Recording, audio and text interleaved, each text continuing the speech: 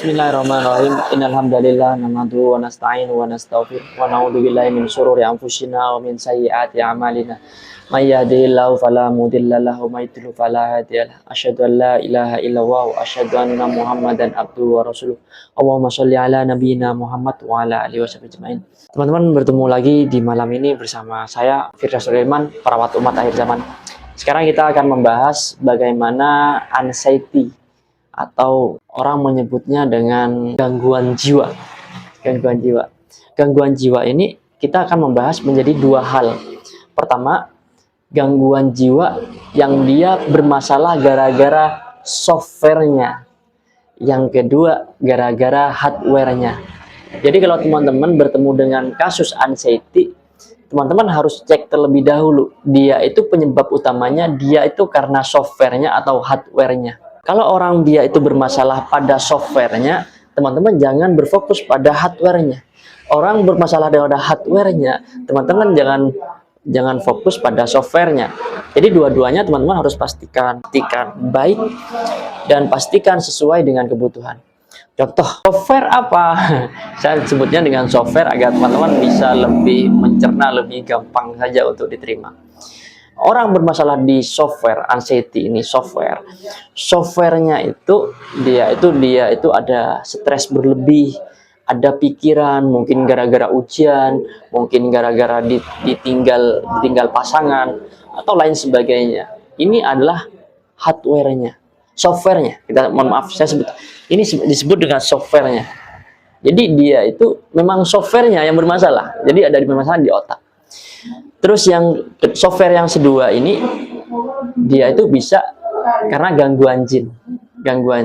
Jadi ada orang anxiety, memang penyebabnya memang ada gangguan, ada. Namun teman-teman, banyak orang yang tidak sadar bahwa balik kedua ini. Jadi kalau kita menemukan kasus orang anxiety, pasti disandingkan dengan proses dia itu gangguan jiwa, dia bingung, dia stres dan lain sebagainya, atau dia gangguan jin. Jadi dua hal ini yang selalu diungkit di masyarakat kita.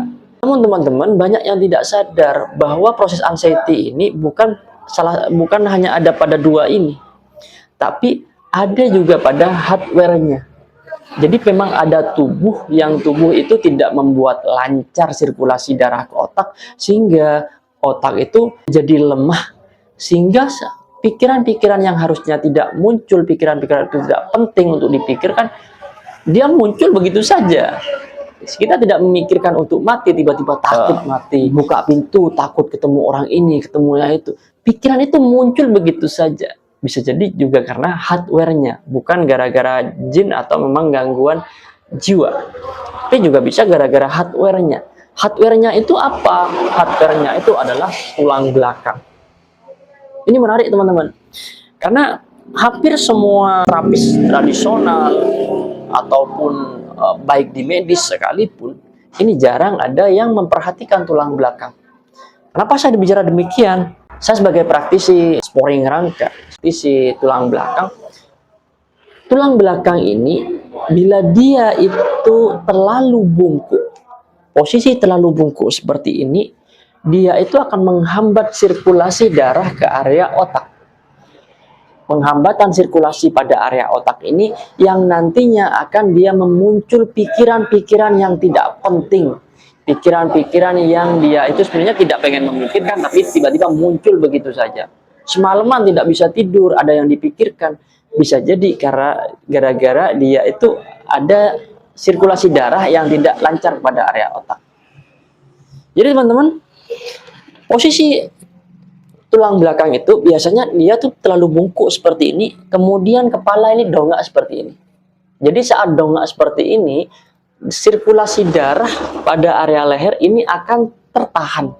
Tertahannya darah pada masuk ke area otak, ini nanti akan memperlemah otak. Nutrisi berkurang, kemudian dia proteinnya kurang pada area otak, sehingga otak menjadi lemah. Dan kelemahan otak ini yang nantinya akan muncul anxiety atau pikiran-pikiran yang di luar kemauan kita atau kemampuan kita. Jadi tulang belakang ini yang banyak ditinggalkan oleh orang, yang jarang diperhatikan oleh seseorang, sehingga menyebabkan dia itu terjadi anxiety. Beberapa waktu lalu kami kedatangan orang mahasiswa S2. psikologi, S2 psikologi di Surabaya, tapi dia itu muncul anxiety. Setelah kami perhatikan, ternyata dia sudah datang ke psikiater, dia sudah datang ke dokter, sudah konsultasi ke profesor dan lain sebagainya, tapi tidak ada hasil. Bahkan dia untuk menenangkan pikirannya, dia harus mengkonsumsi obat setiap harinya. Setelah kami cek, ternyata punggung belakangnya ini bungkuk sekali. Dan proses bungkuknya tulang ini, atau tulang yang bergeser ini, yang nantinya dia akan menyebabkan anxiety atau pikiran yang kurang nyaman. Jadi setelah kami luruskan punggungnya, kami kembalikan posisi tulang rangkanya. Setelah kami tanyakan, dia merasa lebih nyaman, merasa lebih, pikirannya lebih jernih dan lain sebagainya. Jadi teman-teman, balik lagi, anxiety itu ada dua macam. Bisa penyebabnya karena softwarenya, yang kedua bisa gara-gara hardwarenya. Banyak orang itu hanya berfokus pada softwarenya, ada orang dia stres, ada orang dia hanya berfokus pada softwarenya. Oh, ini gara-gara ini gara-gara ditinggalkan, karena ini karena stres dan lain sebagainya. Tapi banyak orang yang dia melupakan tulang belakangnya. Dan ini pun yang banyak terjadi pada santri-santri di seluruh Nusantara. Mengapa saya berani katakan demikian? Banyak santri-santri itu menjadi dia itu stres, santri-santri itu sulit untuk menghafal, santri-santri itu sulit untuk mengingat pelajaran dan lain sebagainya, atau bahkan santri-santri yang stres pengen bunuh diri dan lain sebagainya. Dia muncul pikiran yang kurang nyaman.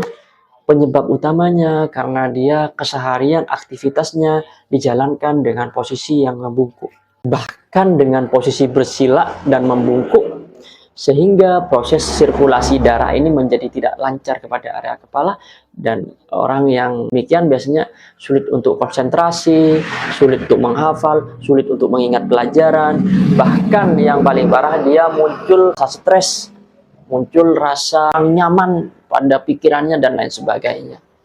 Jadi yang sedikit-sedikit baper dan lain sebagainya. Jadi teman-teman, kembalikan tulang teman-teman pada fitrahnya, kembalikan tulang teman-teman pada posisi aslinya. Insya Allah nanti anxiety itu akan selesai dengan sendirinya. Bila teman-teman ada yang bingung untuk proses mengembalikan tulang belakangnya, bisa datang ke tempat kami, bisa konsultasikan terlebih dahulu melalui WA, atau teman-teman sharing-sharing, tanya-tanya di kolom komentar juga boleh di bawah. Nanti kita kalau ada kesempatan insya Allah saya balas. Demikian teman-teman, sedikit sharing-sharing malam ini, mudah-mudahan membantu teman-teman yang mengalami atau ada keluarga yang mengalami kasus secara demikian. Ingat sekali lagi, kasus orang anxiety itu bukan seluruhnya murni gara-gara tulang belakangnya. Cara sederhana untuk mengecek tulang belakang ini ada 3. Yang pertama, cek punggungnya lurus atau tidaknya. Kemudian cek ketebalan punggung kanan kirinya. Yang terakhir, cek kaki panjang pendeknya. Mudah-mudahan membantu teman-teman. Silahkan like, komen, dan share. Bagi teman-teman yang mungkin membutuhkan, mudah-mudahan video ini bisa sampai ke teman-teman lain yang membutuhkan. Saya Firdaus Sulaiman, perawat umat akhir zaman.